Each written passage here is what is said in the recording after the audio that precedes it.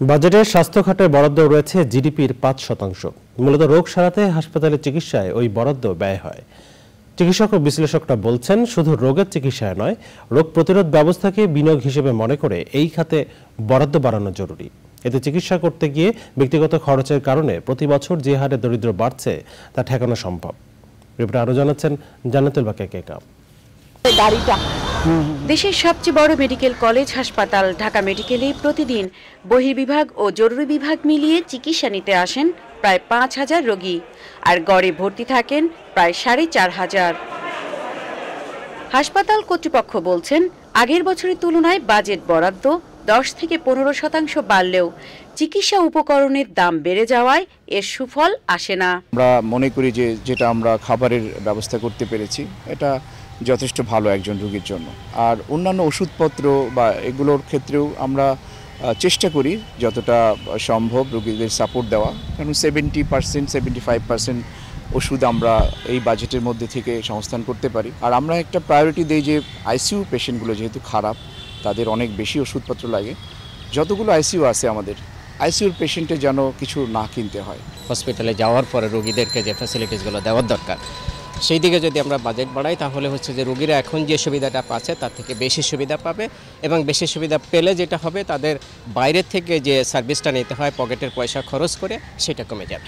সরকারি হাসপাতালে ১০ অথবা ২০ টাকার টিকিট কেটে বিনামূল্যে চিকিৎসা ও ওষুধ পাওয়ার কথা, কিন্তু বাস্তবতা ভিন্ন। বাংলাদেশ মেডিকেল রিসার্চ কাউন্সিলের এক জরিপ বলছে, হাসপাতালে ভর্তি হয়ে চিকিৎসা নিতে রোগীকে ব্যক্তিগত ব্যয় করতে হয় ১০,৯৯৭ টাকা পর্যন্ত। বিশ্লেষকরা বলছেন, এভাবেই ক্রমবর্ধমান চিকিৎসা ব্যয় মেটাতে গিয়ে প্রতি বছর ৫ থেকে ৬% মানুষ আরও দরিদ্র হচ্ছে।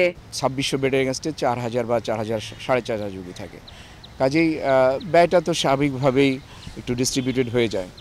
তো এখন এটা করার পরেও এটা 70% মতো আমরা সাপোর্ট দিতে পারি। অবশ্যই বাজেটটা আরেকটু বাড়লে রোগীদেরকে আমরা আরও বেশি সাপোর্ট দিতে পারতাম। এবছর আমরা শুনতে পেয়েছি যে ৪২,০০০ কোটি টাকার বাজেট দেওয়া হচ্ছে, কিন্তু গত বছর যে পরিমাণ ওষুধ বা অন্যান্য সামগ্রী কিনতে পেরেছিলাম তার থেকে বেশি কিন্তু আমরা কিনতে পারবো না, বরং ইনফ্লেশন হওয়াতে হয়তো আমরা গত বছরের তুলনায় কম কিনতে পারব। বিশ্লেষকরা বলছেন, ক্যান্সার, হৃদরোগ ও কিডনি ডায়ালাইসিসের মতো দুরারোগ্য চিকিৎসায় বাজেটে বরাদ্দ বাড়ানো হলে রোগীর ওপর চাপ কমবে।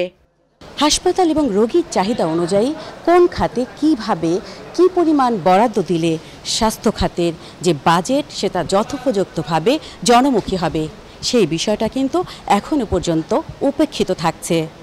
বিশেষজ্ঞরা বলছেন, এই সিলিং ভিত্তিক বাজেট বরাদ্দ না করে বরং প্রয়োজনের নিরিখে রোগী এবং হাসপাতালের চাহিদার ভিত্তিতে বাজেট বরাদ্দ করলেই জনমুখী হবে স্বাস্থ্য খাতের বরাদ্দ।